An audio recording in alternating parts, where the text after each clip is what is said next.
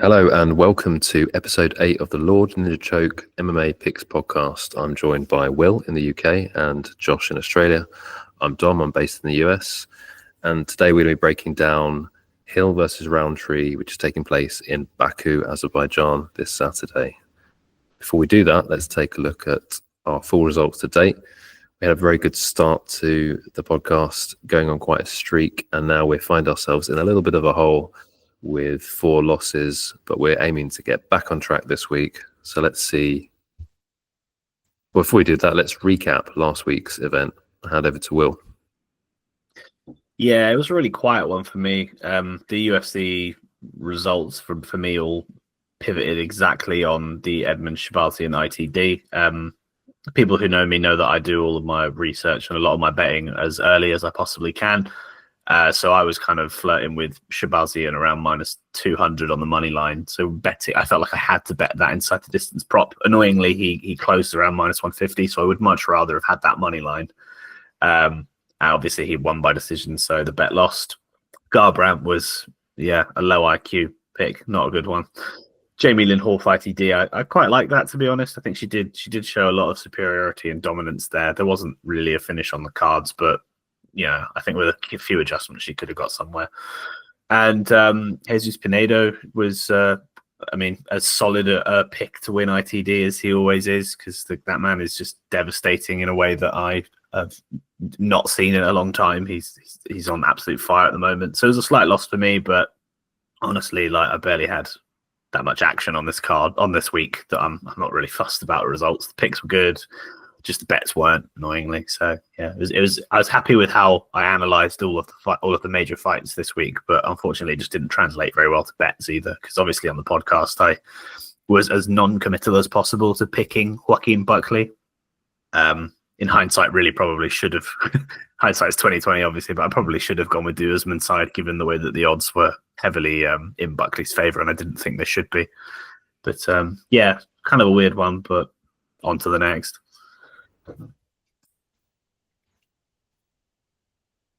Yeah, it was a lighter card for me, which I know doesn't look like it when you see these results, but generally it's 5 units is a smaller card for me. I managed to end up profitable on the night only thanks to Kamaru Usman, because I'd picked lots of dogs that all lost. I was on Maverick, only for half a unit, Petrosky, Court McGee, Cody Durden. They all failed me. It started off very badly with Durden, who just got knocked out cold in the second round, and that Jose Ochoa looks like could be a hype train building in the flyweight division. So I actually felt pretty confident in Usman. He was my biggest play of the night in the end. I think watching him throughout the week, after listening initially to your breakdown, Will, and you made some really good points about his opponent Buckley having had favourable matchmaking, and the fact that he hadn't showed any grappling chops, that definitely came to fruition, because as soon as Usman landed the first takedown, I kind of breathed a sigh of relief. I just knew, I'd seen this so many times before, I knew which way it was going, and literally from round 1 I knew that it was pretty much in the bag, which is a weird thing to say, but it pretty much played out like that. It was a 5-round war of grappling attrition, and let's find out how Josh did. Pretty badly. Well, all of my locks landed. That's pretty much what I try to aim for. But really, in terms of the picks hitting, pretty shit. I tried to get the Petrosky and Garbrandt dogs to, I always try and pick dogs that look great, and Petrosky was my pick for last episode, and unfortunately he didn't really show out. There was a bit of a hit to my prediction accuracy for this year, only dropping by half a percent. But as you can see, my lock record is on the way up, and I think that's around 88 or 89% accuracy for the locks, which is pretty good. But yeah, looking at this card, it's greasy. I don't like it, and I am nervous for the results that will come. Well, on that note, let's take a look at it. So guys, this is the card in Baku, starting with Hill Rountree. all the way down to Alexeva, Segula. What are your thoughts on this card? I guess go to Will, since Josh has hinted how he feels about this one. I'm quite looking forward to it. I think I'm biased because it starts at 5 p.m. for me in the UK, which is nice. I used to like, doing UFC as a late night thing, but as I'm getting older, I can't hack it anymore. So I'm improving my relationship with these earlier start times. Azerbaijan's a weird location because the UFC doesn't really have like the roster power to be sort of like delivering in that country, but it's fine. That doesn't really bother me that much. It's got some fun fights on it, some fun sort of like showcase of talents. So I'm not against it. I think both of the women's fights are pretty good. I think actually when you look at this card and look for its worst fight, it's still actually pretty good in that regard. The standard isn't too low, so I think overall it's actually quite. It should keep ticking along. I expect it to kind of be like a 6, 7 out of 10 quite consistently across the entire event. So I guess that's actually quite good. So I'm looking forward to it. Yeah, I'm low-key looking forward to it as well. Actually, as you mentioned the European start time, and I'm actually in Europe at the moment, that's quite nice because it's been quite painful being in Europe the last couple of events and having to wake up or not wake up really, really early in the morning. I think there are some nice fights here up and down the card. Maybe not the best for picking, to Josh's point perhaps, but I think some of these fights are really fun. There are some interesting matchups, nothing earth-shattering, but I think it should be good, especially the top 3 fights, which are the ones we're breaking down.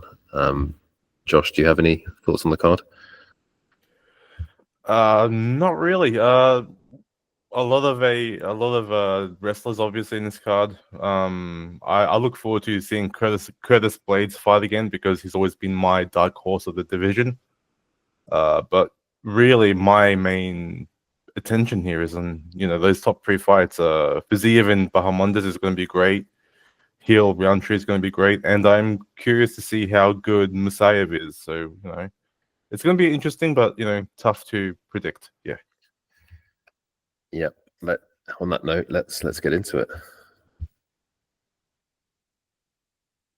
All right, this is my fight, and I don't know how to properly break this down, so bear with me. This is the rarest Southpaw versus Southpaw fight. We don't really get these that many times. I can probably count on 2 hands or both hands how many Southpaws have fought each other in the UFC. And it does kind of change the dynamic up a bit because really most of the time when these Southpaws fight, they fight opposite stances, so orthodox opponents. But in this case, I reckon we're going to see a lot of feeling out early on. But ultimately, it's going to be a predictable fight, and I'll explain why. For Hill, he's had back-to-back losses against Pereira and Prochazka. And during those losses, I mean, he looked pretty terrible. And I am by no means a hater of Hill, but I do not like his style at all. He's very flat-footed. He's very plodding. He's very unathletic for a guy whose athletic background is fairly athletic, if you know what I mean. Like, he's done basketball. He's done all of this athletic shit. But ultimately, in the cage, all of that goes out the window. He is the most terrible, low technique, low style fighter you can see at this level of competition in this weight class. Recently, he has had leg injuries that has made a cancellation or has led to a cancellation. I believe this fight was originally scheduled for an April bout, but now it's scheduled for now. So I'm assuming because of that injury or because of those issues he has had less time in the gym, and that could mean anything from rocky cardio this weekend to maybe a slight limp or whatever. I'm not a doctor. I don't know, but I always try and play with the injury angle as much as I can. Because of those injury issues, I do think that he might not be as flexible or as bouncy as he normally is. Like, he was quite bouncy against Prochazka, but he was also sloppy. when I say sloppy, I do mean that he tends to look unbalanced when he strikes. When he throws his explosive punches and stuff, he does look like he's a ballerina, so to speak. His feet leave the floor. He just looks like all power, no precision, so to speak. For a lack of a better term or a better way to say it, his right hook is going to be the prime weapon in this fight because Rountree likes to lead with his head forward and his hands rather out. So because of Rountree's linear attacks and high explosivity, I do expect that Hill's right hook or check right hook is going to be a catalyst to a finish, although I don't expect it to land immediately. I do expect maybe it to land effectively in the second, third, or fourth round, but not in the first because it'll be a filling up process due to both fighters being in a southpaw stance, right? The left side body kick, which is a power side, is going to be also pretty active here, I reckon, mainly early on because it is a ranged weapon and Hill is a longer and taller fighter, so he is going to make use of that weapon fairly early and often, hopefully. One thing I do expect here, which is a bit maybe a bit far-fetched, is that Hill is going to wrestle. Now, Hill has never attempted a takedown ever in his UFC career, which surprised me, right? He's American. He should do what Americans do, go for takedowns, right? And I expect that to maybe happen this weekend to catch Rountree off guard and to further sap Rountree's cardio.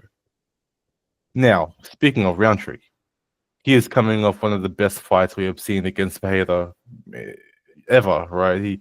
He tested Pereira's chin over and over again. He looked sharp, fast, quick, explosive. All of those beautiful things you want to see in a light heavyweight fight, especially for a belt. Surprisingly, it was the only fight in. Sorry, let me try and rephrase this properly. Out of all of Pereira's fights, his fight against Rountree was the only fight to be awarded fight of the night, which surprised me because Pereira's fights are always fight of the night anyway. They're crazy good, but that just shows how tough and durable and how much Rountree pushed Pereira to the limit. The downside to Rountree though is that he does not have 5-round cardio, and that goes back to Hill's possibility of getting his wrestling offense going early to test that cardio in the 4th, 5th round, right?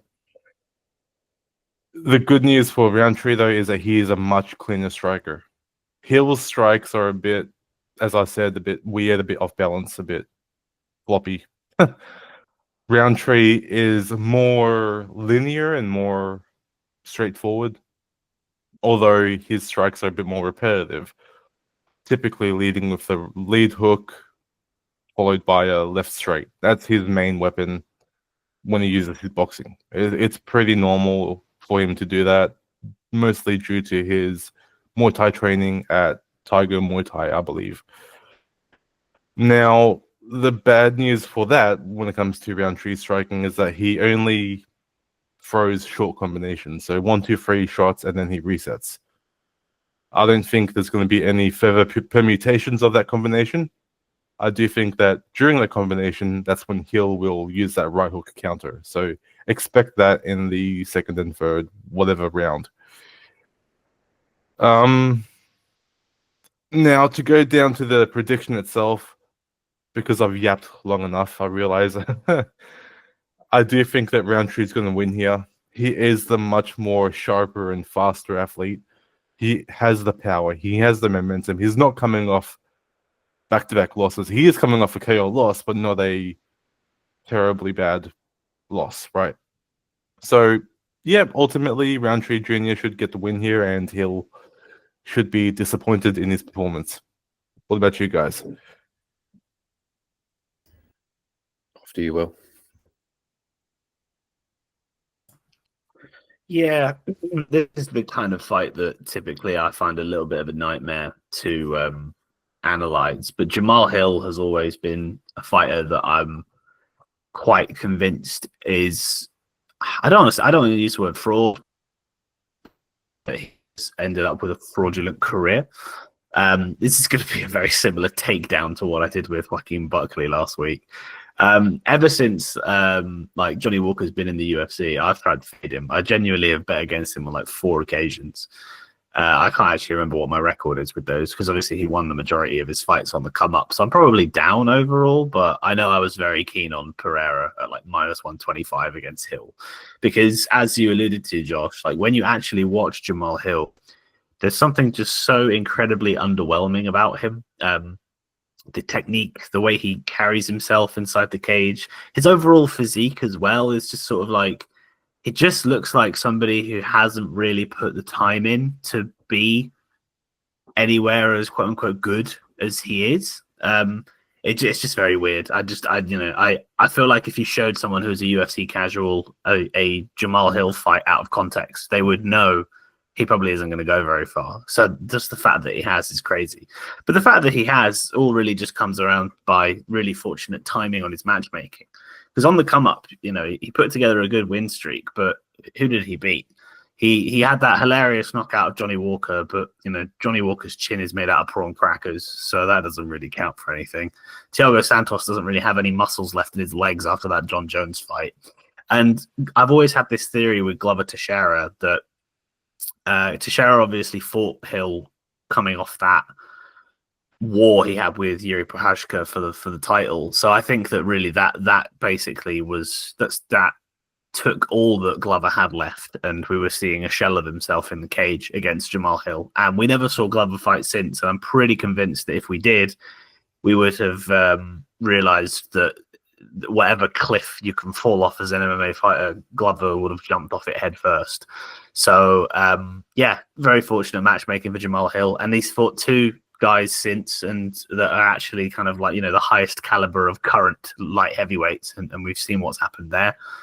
I just don't think Hill is that good at anything when it comes to coming up against an equally durable or equally sort of technical fighter. And I think that this is the second time in his career that he's coming up against somebody who is more technical than him at striking. The first time obviously being Alex Pereira, and the second time being Khalil Rountree here. And I think we'll therefore should be expected to see a similar result to that fight. I just think that minute by minute, you should see a demonstration of superiority from Khalil Rountree. It's as simple as that, really. Like you can go into the finer details of the strikes that they're going to use and how it's going to pan out. But I think everyone should expect Khalil to just look a little bit better. He's also obviously got the more diverse arsenal as well. His kicking game is a lot more refined. I don't think Jamahal Hill throws a high quantity of kicks, if I remember correctly.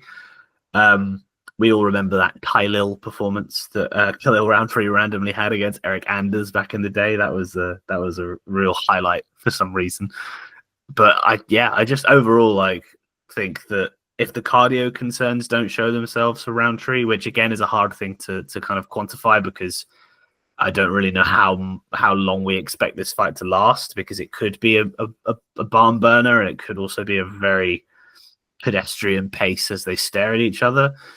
So yeah, I think there's obviously variance at light heavyweight, but at this stage, from what we know of both men and the way that they operate inside the cage, you should expect Khalil to be slightly better and have just more moments where he should look more dominant. So yeah, Khalil Rountree at slightly above, like a moderate favorite odds kind of does make a lot of sense to me, I think.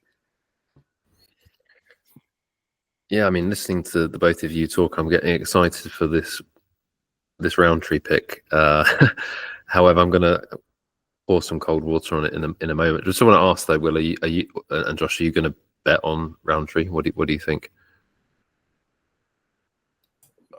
I'll let you go, Will, first.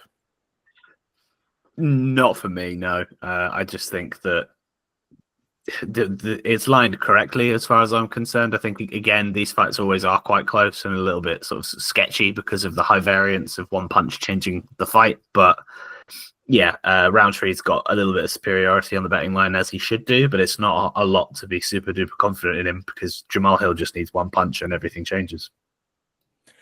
Yeah, in this fight, I might avoid picking or betting on a certain fighter. I recommend, which we'll see later on, that you just take a method bet, so the fight will end by KO. That's probably the only way that I can see this happening, this fight ending, really. So, yeah. Okay. In that case, I don't have to lambast Khalil Rountree Jr. too much, but I'm kind of the reverse of you guys. Like, I don't think that Jamahal Hill's great, so it's not about that. It's more that I never really thought that Khalil Rountree Jr. was any good, and not because of his skills. Like, clearly he has amazing stand-up. Like, that's not in question. His record speaks for itself. It's more just that he's lost to people he just shouldn't have lost to.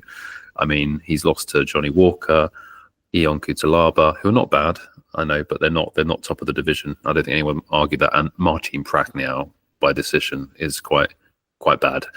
And I think it's that early on in his career he had a mental block against some of these guys. He's also lost to Andrew Sanchez and Tyson Pedro early on in his career, so he's had quite a lot of losses. But he has sort of tightened up his game and put together a nice 5-win streak, which got him the title shot. I think the mental side of his game, he's always talked about it. Like, I think he's one of these guys very openly struggled with certain aspects of his mentality, but he seems to have, somewhat fixed it as he's got a bit older. I think he's like a guy who's very intelligent, so he's into like, exploring that side of his game. And I don't know whether it was meditation or sports psychologist, but yeah, he's looked like a different fighter. So his recent run is quite impressive. I guess not the best names, because Anthony Smith at the tail end of his career, Chris Daukaus, who I don't even know, he's not in the UFC anymore, Dustin Jacoby, that wins aged quite well actually, but not Carl Roberson and Modestas Bukauskas. So yeah, it's not that I'm pouring a lot of cold water here. It's just like you guys said, I don't know if I can trust Khalil Rountree over 5 rounds. I think he's the safer bet. So I think if you're going to take the money line, you should take Rountree, because you just can't trust Jamahal Hill from what we've seen of his knees, and that was basically my sort of perspective. But hearing you speak, I was like, yeah, Roundtree's got this. When you hear people, and it's like, hold on a second, I need to think about this.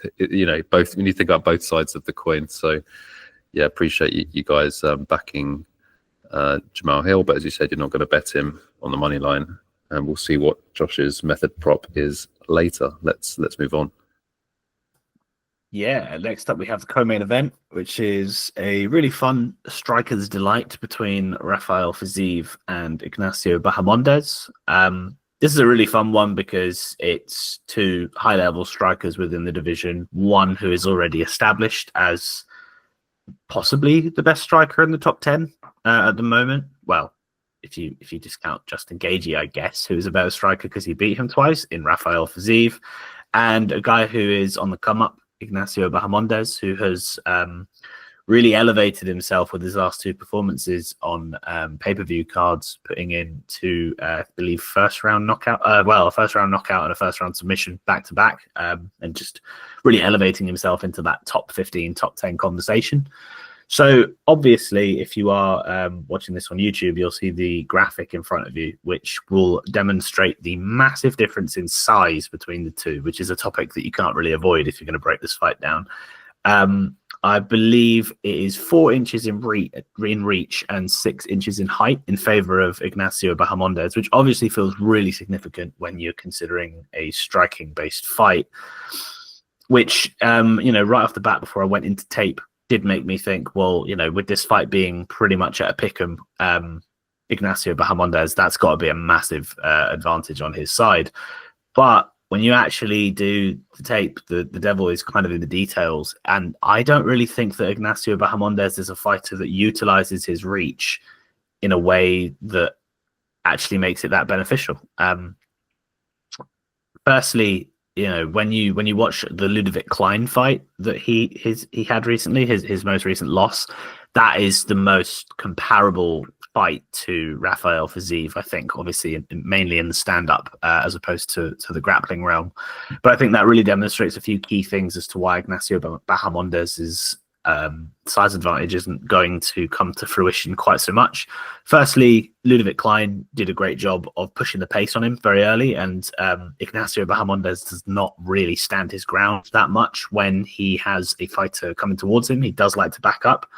And I think he likes to back up habitually, but he doesn't like to back up in the fight. I think that once Ludovic Klein committed to sort of pushing the pace, trying to get him up against the fence and just crowding him, we kind of saw Baamondes panic a little bit, and that resulted in a knockdown that Klein wasn't able to really capitalize on too much. But it just kind of set the tone for that fight. And I think if Rafael Fiziev really does commit to forward pressure, which I think he's probably going to have to, isn't he, with this size discrepancy, I think that's his route to a victory. Also, Ignacio Baamondes likes to go forward himself. He has a real tendency to initiate the clinch, the Muay Thai clinch. When he's striking, he likes to sort of get a couple of knees in during the clinch there, or an elbow or two, which it's a nice addition to his game. But I think in this fight specifically, when you see that natural advantage that he's supposed to have, that probably isn't the best shout, because if he gets caught coming in, or if even just within that like phone booth distance, Fiziev is going to be quite dangerous, and is going to be the man with the shorter arms, so his hooks are going to land quicker if that's really worth anything at all. But yeah, I think basically looking at the numbers on their sizes, you kind of would expect Ignacio Baamondes to be able to play a sort of Matador, John Jones-like rangy style here, which I don't think is what we should expect to see, just based off how he's handled previous opponents. I mean, also, in reference to that Ludovic Klein fight, there's also the angle that Fiziev could try and work in some wrestling here, because Ignacio Baamondes' takedown defense is also pretty shaky, in my opinion. I wouldn't really expect us to see that, but just, covering all angles, I think that he plays guard way too much. I know that worked for him in the Jalen Turner fight, but honestly, I think that result was quite surprising. But then also factoring in that Turner retired instantly after that fight, it feels like maybe that was a major factor in what actually happened on the mat there. I just think that Ignacio Baamondes' approach to grappling in a defensive aspect is going to get him in trouble one day. And I think any fighter who's got the capacity to sprinkle in some takedowns can definitely help themselves within a longer distance fight, in terms of, dictating the pace and the tempo of the fight. But yeah, I think overall, this one feels like a spot for Rafael Fiziev, if I'm honest. I think kind of zoning out a little bit from the specifics of tendencies that they have inside the fight, I just can't see myself looking past the experience of high-level competition that Fiziev has had. He has been, on pure striking alone, he has almost gotten himself to a title shot. Those two fights against Justin Gaethje were both very close on two occasions, and had he won either of those, he probably would have fought for a belt by now, or at least been in line for it, because obviously lightweight moves very slowly. And overall, I also have my questions about Baamondes. Like, for what it's worth, Baamondes is one of my favorite fighters. I've been you can find me on Reddit having talked about this guy literally 2 years ago as one of my favorite guys to watch.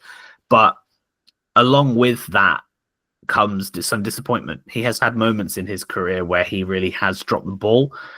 His UFC debut, after being one of the standout stars on that season of Contender Series, he goes up against John Makdessi, who, by the way, had a very similar size disadvantage that Fiziev has here, and he dropped the ball. He lost a decision there to a Makdessi, who is a serviceable decision guy, but not someone who's ever blown anyone's hair back. So you'd have thought Baamondes would have been able to overcome that one with the size discrepancy that was there.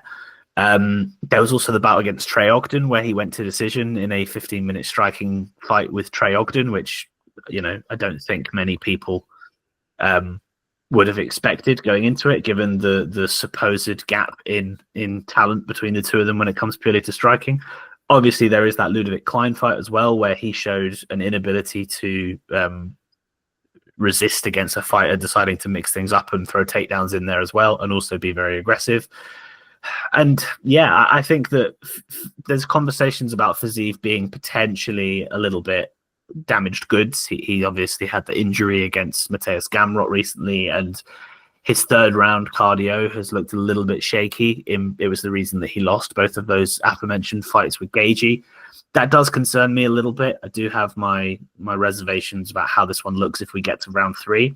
But I just think that overall, Fiziev has come up against a lot of fighters in his martial arts career, and I'm sure that whilst he may not have seen anybody with the frame of Baamondes, I'm sure he's come up against training partners, and he also has a high understanding of the striking game. He knows what he needs to do here. He's not going to allow this fight to take place at pure kickboxing range, because he's just going to realize that the basic measurements of arms is going to be not in his favor, and Baamondes will win that fight if they fight out that distance. So Fiziev needs to do what he needs to do to close the distance. I trust him to do so, and I think that when it really comes down to the technicality, the skill, and the experience, I think experience is going to be the key word there.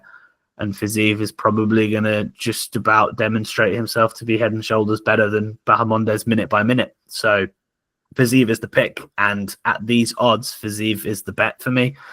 It's not a high confidence one. Obviously, I kind of spoke about a few concerns I have on his behalf. So it is just a 1 unit play, but I think I got it around -110.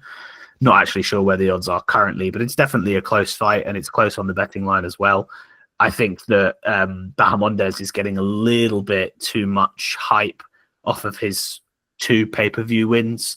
The Torres win, whilst it was impressive and it was a really fun fight, Baamondes benefited from a fighter who was clearly sort of realized his inferiority and was rushing too much. He was trying too hard to land that heavy shot, and he just got countered coming in. I think Fiziev could have hit Torres with the same kind of finish in that moment. It was really just a demonstration of low IQ. And also, I've spoken about the Jalen Turner one. Again, an impressive performance from Baamondes, but seeing Turner retire straight after kind of puts a big asterisk on that as far as I'm concerned.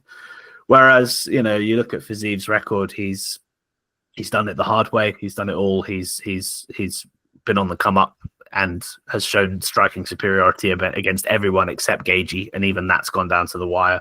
The Brad Riddell fight was a real eye-opener, and I think that if the intangibles regarding injuries and cardio don't necessarily show themselves, I just think Fiziev's got minute-by-minute superiority and is therefore the pick. Yeah, it's a very nice breakdown. Thanks, Will. I wanted to add that if you are on the Fiziev side, that money is coming in on Baamondes for obvious reasons. Of course, it's the height and the reach that people are looking at. So it might be prudent if you're looking to bet that, to wait because he opened up as an underdog. Baamondes was around +110, and now he's sitting about -120. Maybe it won't move much between now and close. Could it reverse? Possibly. Do I think that Fiziev should be favoured here? Yeah, I do. I think that the public has got this wrong, or the bettors have got this wrong. I think that it opened correctly. I think Fiziev should be a slight favourite. He's fighting in home territory. Okay, he's not from Azerbaijan, but he's from over the Caspian Sea in Kazakhstan. I know that he fights out of Tiger Muay Thai, but it's still, the crowd should be behind him. He's Muslim. He'll have the potential advantage on the judges' scorecards. Now, how do I see this fight playing out? I think Fiziev will win the first round. As you said, he's a better striker. He'll find a way on the inside. He'll land the heavier shots. I think it's that question mark over his cardio, and I think Baamondes has shown staying power. He's shown that he's very, very durable. He can take a lot of punches, which is not something you really want to be known for. But he's taken a lot of punishment in the fights that he's losing and winning. He'll stay in there. I think probably the safer bet is the over, or fight starts round 3. But I think it's going to be a bit of a sketchy round 3, and that's why I'm not sure if I can bet Fiziev. I may bet Fiziev because now listening to you, Josh. Will. I've kind of building my confidence in him because, as you mentioned, the records here are a little bit misleading, and I think when you see a lot of round 1 finishers like Baamondes has finished a couple of his recent opponents, Christos Giagos and Manuel Torres, in round one, that's a real red flag for me, as you're going to hear in the breakdown coming up. And the Jalen Turner one, sorry, was also round one. These are 3 round one finishes. That's buying high. So if you're betting on Baamondes, you're buying high here, and I think Fiziev is the sharper play. So yeah, I may put something on him, but I'll wait to see where the line goes. I do think actually probably more money is going to come in on Ignacio.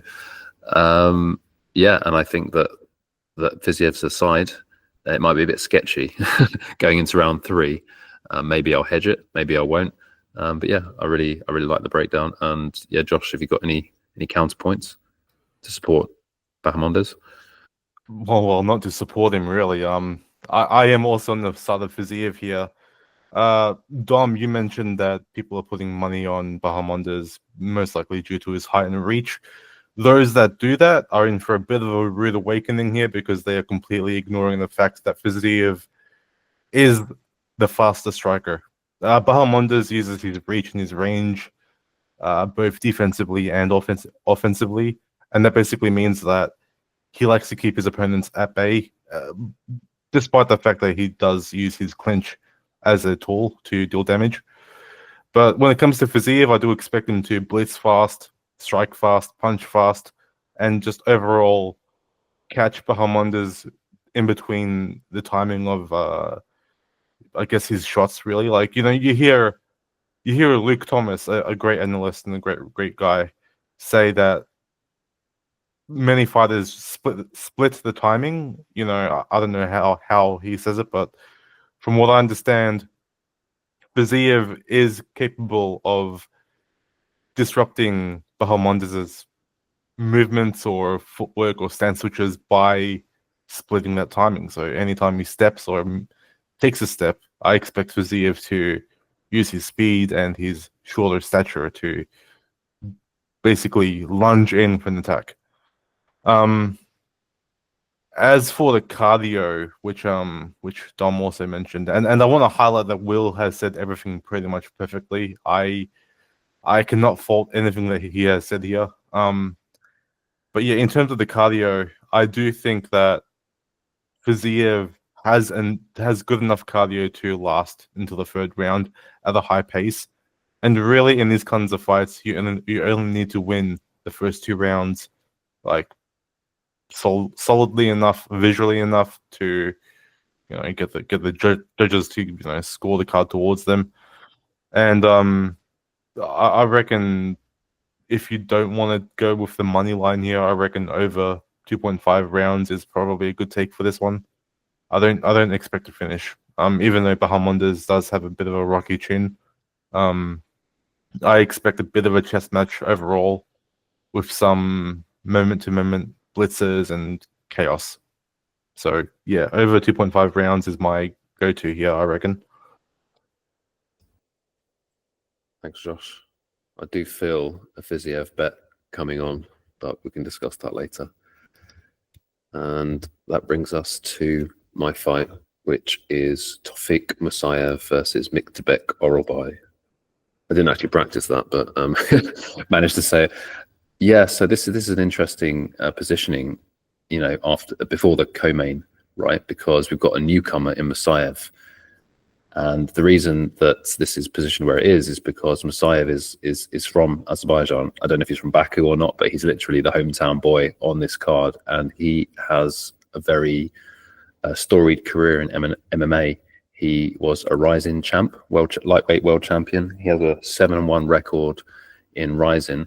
And actually his overall record is not listed here, which is kind of unhelpful. His record is 22 wins and 5 losses with no draws.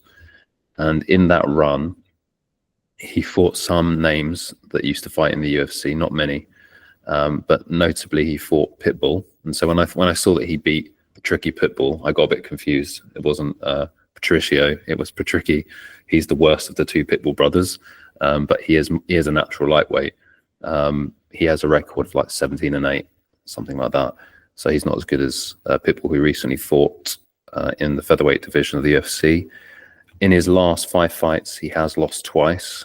He lost by triangle choke to Roberto de Souza in round 1 I watched that fight. It was, very early on, like 1 minute 12, and 1 minute 12 left, I guess, of round one. And he basically was a bit complacent and he was in guard, and he was on top position. Sorry, he let Roberto de Souza snap up on a triangle choke pretty quickly, and that just seemed pretty amateur. Outside of his losses, his second loss was to Alexander Shabali, which I also watched, which was a 5-round main event. Not much was happening. They're both strikers. They were looking at each other for a lot of the fight, and then in round 3, the innocuous-looking kick stopped the fight. It turned out basically it was a front kick had broken Musayev's ribs, because he just sort of stopped and sort of pointed at his body, and no one knew what was happening. If you rewatch that fight, it's a really strange one. So literally nothing happened. They were like looking at each other for 2 rounds, and then Musayev just kind of had to stop because he was injured. Outside of that, this guy is just pounding people out. Like round 1, round 2, he's a stand-up fighter. So I checked him out, like his background. He's a kung fu world champion. Also, he fights pankration by background. So there's not two martial arts that I'm particularly familiar with. Obviously, kung fu, I know about kung fu, but he fights with a low guard. He fights with his hands down. Generally, he's bobbing up and down. He's not particularly active, but if he catches you, he starts you and you're going out. So it's a hard fight to read, in the sense that I don't really know how good he is at grappling, because all his fights are ending so quickly that I couldn't find much grappling footage of him. Any grappling footage I could find in his whole career, it's him taking other guys down. So I guess we can say he has some grappling ability from an offensive takedown perspective, but how is he going to look when he's on his back? How is he going to defend constant takedown pressure? And that brings me to the other side of this matchup, which is Oralbai. So Oralbai has a record of 13-2. He's considerably younger than Musayev. So Musayev's 35. I should have mentioned that he's at the tail end of his career. So it's a bit strange he's coming to the UFC at this point. Was he brought in just for the Baku card? Potentially. Oralbai is at the start of his career. He's 2-1 in the UFC. He has a win over his 2 wins in the UFC. His last win was over Elvis Brenner, and the win before that was Uros Medic. And his last fight, he lost. He lost in an epic war against Mateusz Rąbecki, who's a Polish fighter. So yeah, I've actually mentioned 2 other Polish fighters that I really should know a lot more about: Prachnio and Rąbecki. I'm actually in Poland right now. So the Rąbecki fight was a fantastic fight, end to end. I rewatched it and I just couldn't. Yeah, it was like a fight of the night, maybe fight of the year. It was back and forth, all out war, potentially affecting the line a little bit as well, because I know a lot of people on Oralbai expecting him to run through Rąbecki in that fight. And, the issue was, rewatching it, is that Oralbai got injured in the first round. His eye, I think it was a clash of heads initially, and then a punch, which led to Oralbai's right eye swelling up really badly. He probably had no vision for the majority of that fight, definitely not in the second and third rounds.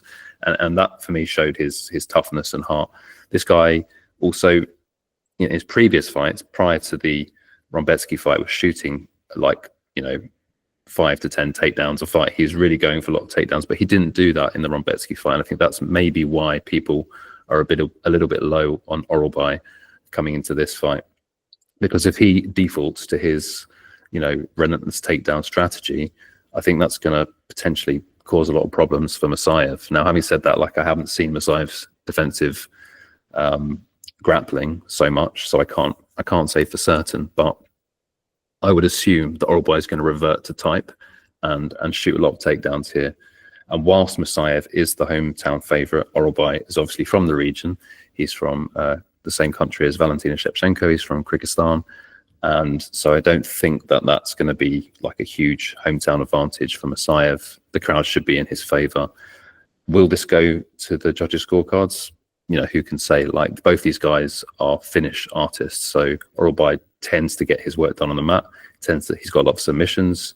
I think he'll be very live for the submission if Musayev is weak on the ground, as we saw with the recent loss by a triangle choke. If Oralbai gets caught on the feet, anything can happen. But I do think that Oralbai is tough as nails. He ate huge shots from Rombetsky in his last fight and managed to sort of walk through them. He was potentially out in that fight in the third round, which made it really exciting. He got knocked down and Rombetsky was on top of him, pounding away, and you could have made a case the referee should have stopped it there, but didn't. Rombetsky completely gassed, and Oralbai ended up on top in the final dying seconds of the third round, pounding on Rombetsky, and it was a split decision. So one judge actually gave that final round to Oralbai. Otherwise, it was pretty much clear cut. Oralbai won the second round, Rombetsky won the first round on all judges' scorecards. So, yeah, all this to say that I think I've concluded that Oralbai is the side.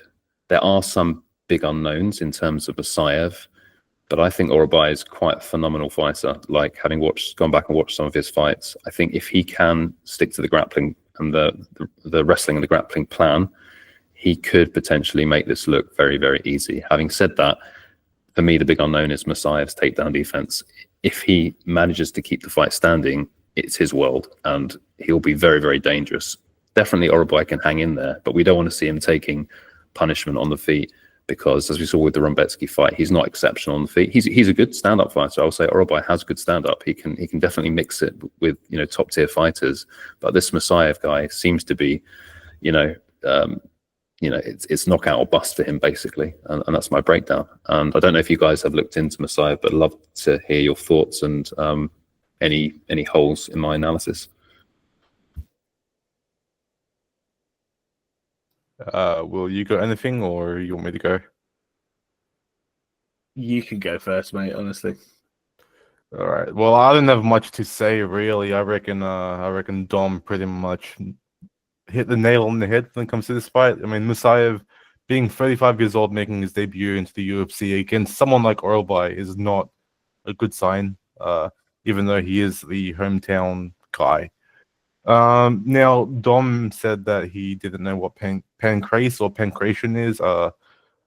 It's basically the grandfather of mixed martial arts. It's an old kind of ancient Greek style sport that has found a new breath of life in Japan early in the 1990s, I believe, until now. Now, the reason why I kind of bring this up is because the whole question around Musayev's takedown defense, the entirety of pancrase is mostly wrestling, right? It's a striking is allowed, but not really kind of wrestling bout, basically, right?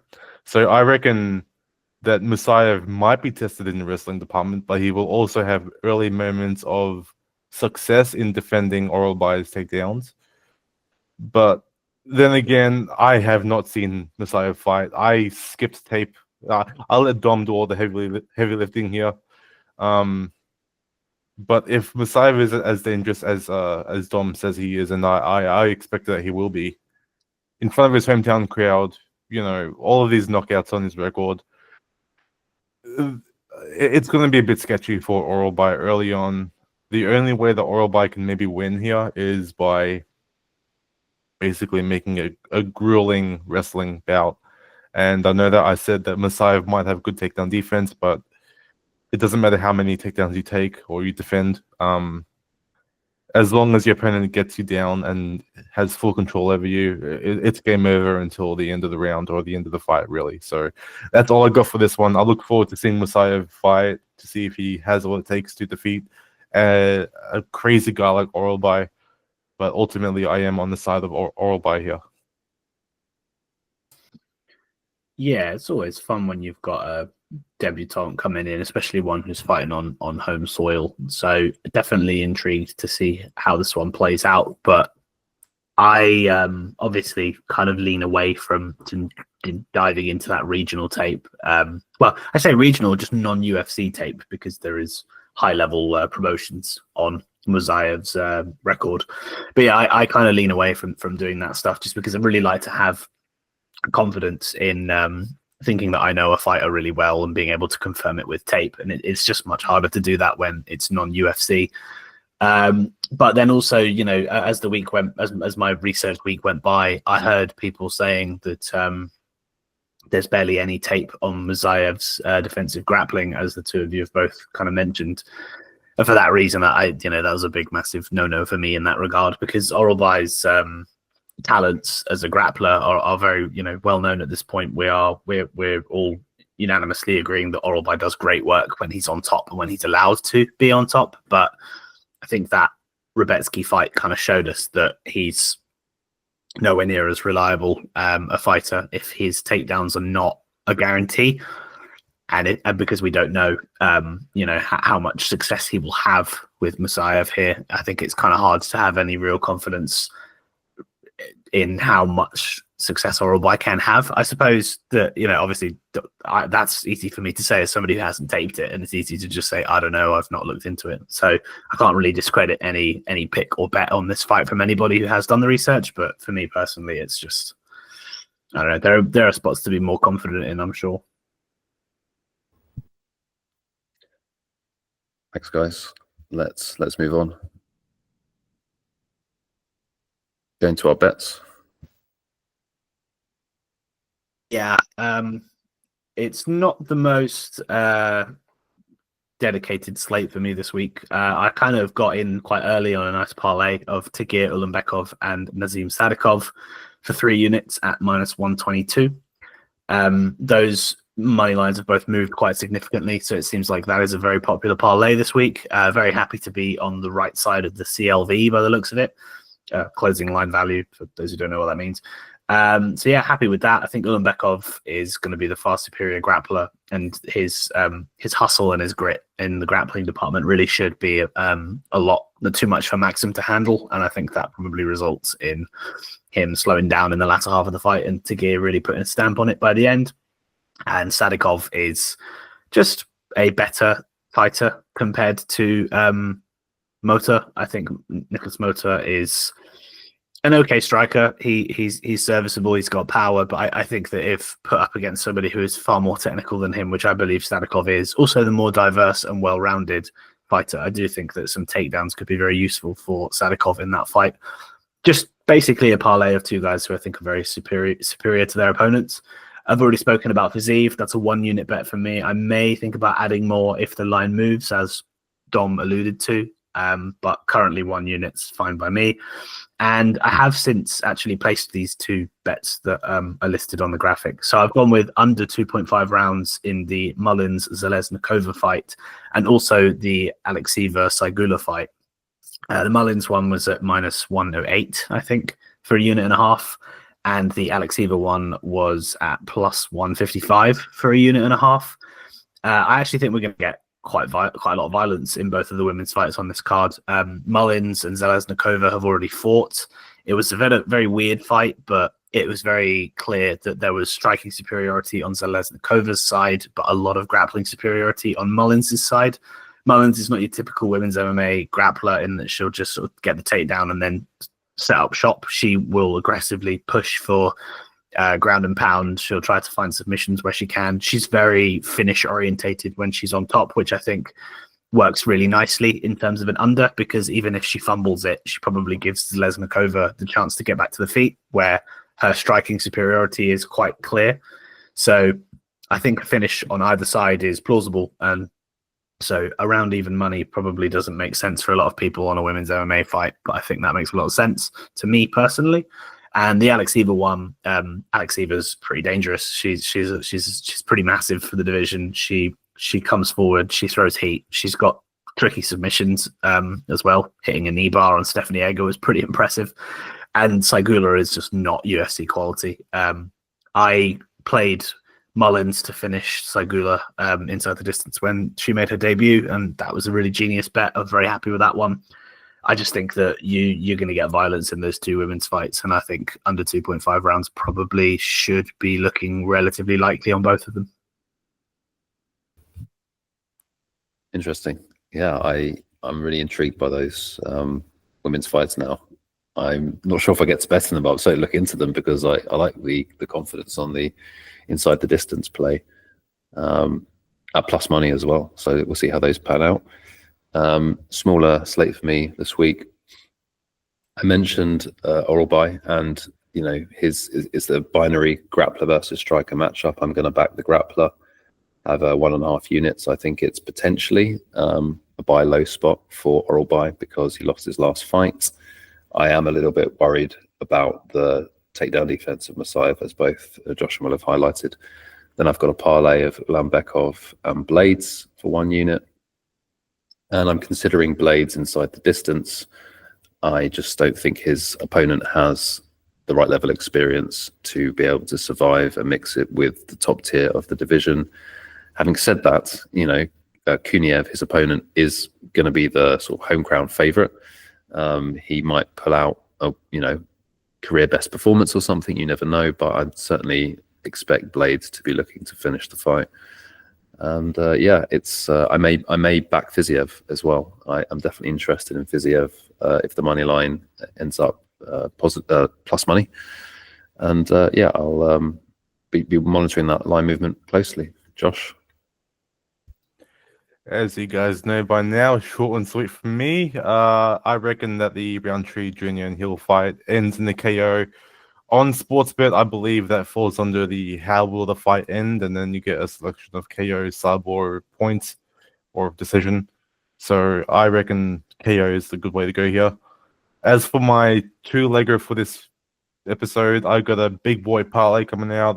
It's Abdel Wahab and Blades in the parlay for 2.1 odds or whatever you want to call that. I'm a noob at this. I'm a rookie. But yeah, as you guys know, every week I bring out a write-up on Reddit, the MMA betting subreddit. And that'll be out on Wednesday, where you'll see my full slate of bets to make and my parlays and whatever. And yeah, that'll all be there. Obviously, I understand the Blades in that parlay. Can you talk a bit about the Hamdi Usman matchup? Because I haven't looked into it, but I have seen some people who are on Usman for the sort of back-to-back Usman wins. Are you expecting Hamdi to just wrestle Usman? Pretty much. I mean, I don't rate Usman that highly. I reckon that Usman is about as unathletic as Hill is. He is big, he is muscular, he is scary to look at, but ultimately, when it comes down to wrestling, he does fall a bit behind. Hamdi is a Olympic level wrestler. He's wrestled all around the Middle East. He's one of those top tier guys in that region. And even if he doesn't, juice himself up, for a lack of a better term, he should still be able to use his wrestling to absolutely exhaust the Usman here. Cool. I like it. Just wanted to check on your thoughts there. So we haven't discussed this in advance, but last week we had a bet on Ricky Simone in his fight, which was cancelled, against Charles Jourdain. And so we got our $80 returned to us. Now, we don't have a bet lined up for this week. And actually, I can't access Bet Online from Poland for some reason. It's probably just not one of the countries they service. So we're not going to be able to place a live bet now, but we could discuss it. I'm thinking from the discussions we've just had previously on the show that maybe Fiziev is the one that we're all aligned on. But I'd love to hear from you guys if we, basically pass this week or potentially put a bet on Fiziev or if you or one of the other fighters. Speaking of the Fiziev fight, do either of you guys have the odds for Fiziev Baamondes over 2.5? I'm pretty curious now about what that might be. Okay. Let me look. So the over 2.5 rounds is -160. Not too bad. Yeah, we could hit that. I'd be happy with that. Yeah, fine by me. So I think you like it, Will? Yeah, I like it to go longer. I think that probably actually isn't tight enough. And also money is coming in on the under as well, which is interesting. If money's coming in on the under, then we should wait for it, right? So it's good. Yeah. Good Yeah, shout. it would make sense to wait on it, I guess. I think comments I've seen, I'm surprised. See people that are surprised that that it is so close to it's expected to go the distance. I think a lot of people are probably a bit influenced by Baamondes' last two early finishes. I think he is capable of them, but I think that a lot of the time he also is kind of pushed that way by his opponent. So Okay, so what we'll do is we'll monitor the line, and I'll message you guys. And so the plan is to take the over 2.5 in the Fiziev Baamondes. Can't show you guys that now, but we'll lock that in potentially for maybe half a unit or the full $80. We'll see, and we'll recap that on the next episode. So to close out today's show, we're going to have a fireside chat. First question: do dog or pass situations actually provide long-term value or not?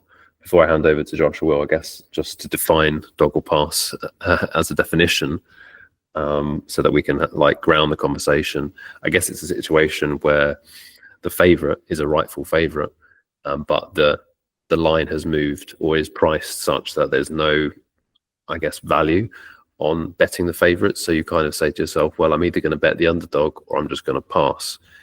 And I guess the long-term value comes from how often you take that dog or you don't. So with that context, I will hand over to Josh and Will to give their opinions. I reckon Will's got all the answers here.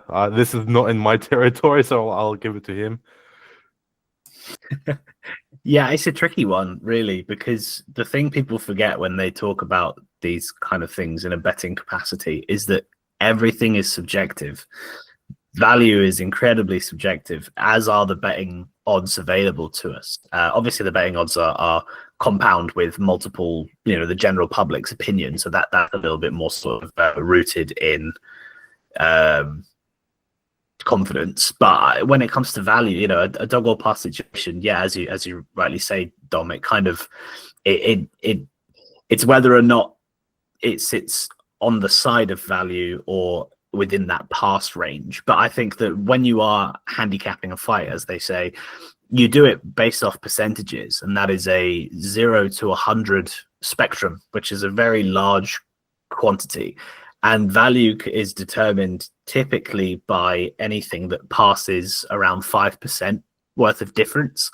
But, if I am breaking down the main event here and I say that I think Khalil Rountree wins this fight 55% of the time, what's the difference between me saying I think he wins this fight 60% of the time?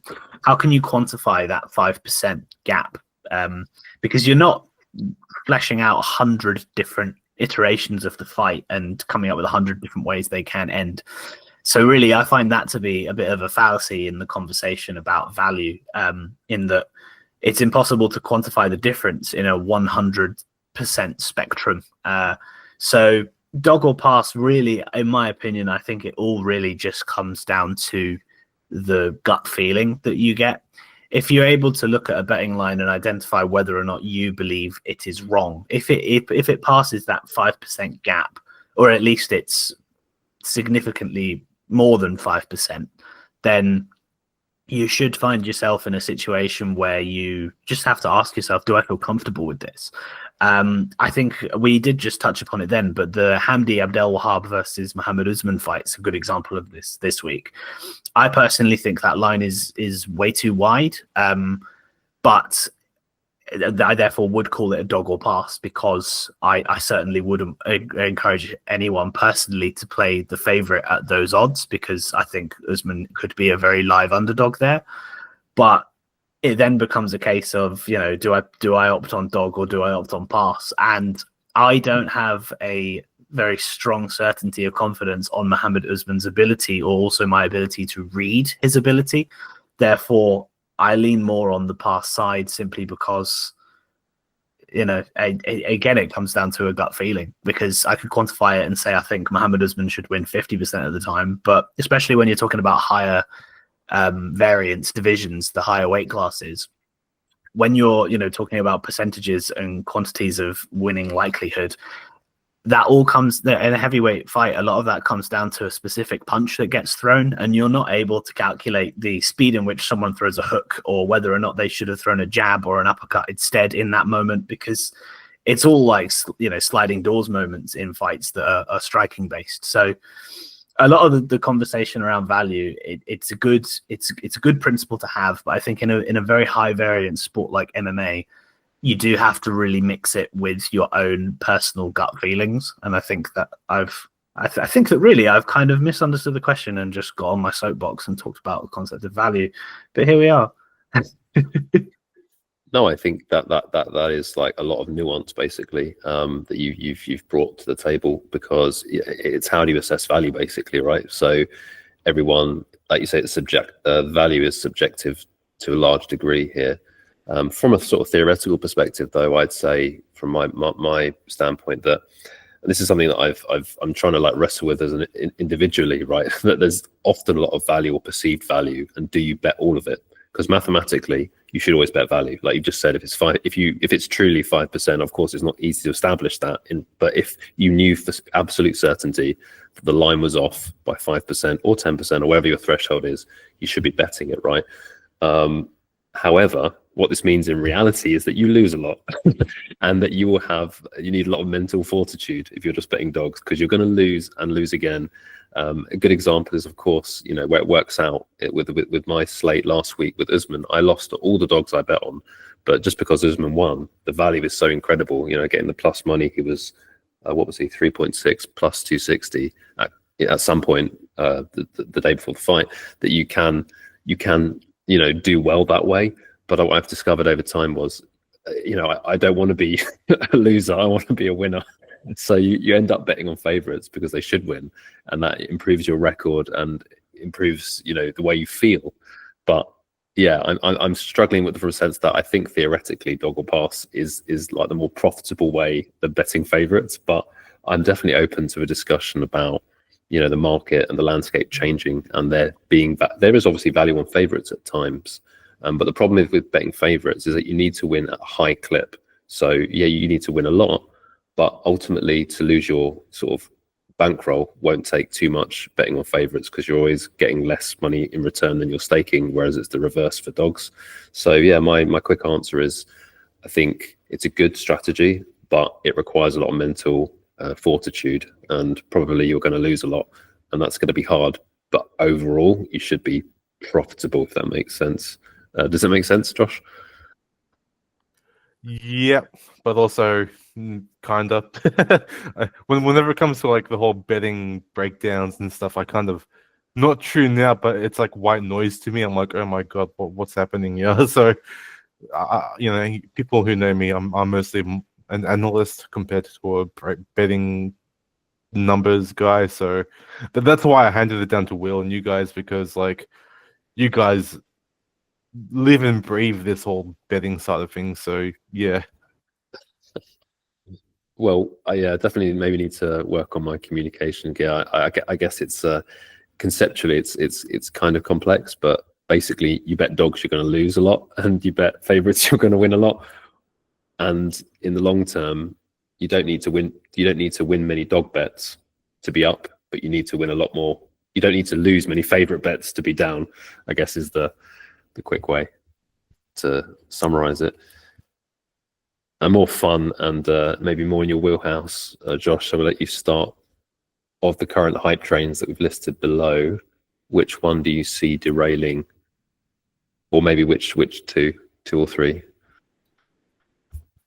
The only one that kind of sticks out to me is Borrelio, really. I reckon that he is a fantastic fighter. He does deserve all the hype at the moment, but he also seems a bit too vulnerable at times. Like whenever it comes to a much more heated fight, he does get tagged up a lot. And I think most of his wins have come by, well, he fought older opponents or like obviously worse opponents. So I reckon if he hits like Whitaker or not Adesanya, but Whitaker and DDP, I reckon he's going to fade, and that's when the hype train is going to be derailed for Borrelio. How about you, Will? I'm tempted to look at the fighting nerds angle. I think that this year the way that gym has blown up is, I don't want to say flash in the pan because they're all doing really well in the UFC, but I do think that there's going to come a point where most of them are going to hit their ceiling pretty hard. I think that mixture of dangerousness and overall just minute winning ability, it really leans nicely into the way the UFC is supposedly scored these days. And I think that they're all just very commanding and dominant strikers with nice grappling ability on top.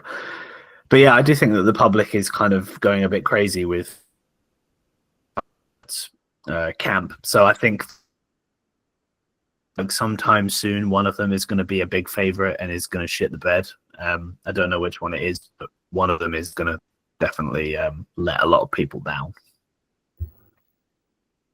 Yeah, I agree. I think that it's definitely getting to the point of overhyped for the fighting nerds. If I had to pick one, just to hang my hat on one, I'll go with Vicinius Oliveira down there near the bottom of the list. I think he will be priced as a big favorite in a fight which he will lose in the near future, but who knows? I kind of think the list is almost in order of who's going to shit the bed first. So I think Joel Alvarez at the bottom will, then Vicinius. Van obviously has a fight coming up. I wouldn't say it's going to derail his hype train losing to Brandon Royval at short notice. You already talked about Baralio, Josh. And then I think probably the best, a Ruffy and Silva, who are always going to be massive favourites, but they seem to have that X factor about them. So with that, I will thank everyone for listening, for tuning in. We appreciate the support. Hoping to get back on track this week with our picks. Rountree, Khalil Rountree, Myktybek Oralbai, and Rafael Fiziev in Baku. So yeah, please like, subscribe, and we'll see you on next week's episode.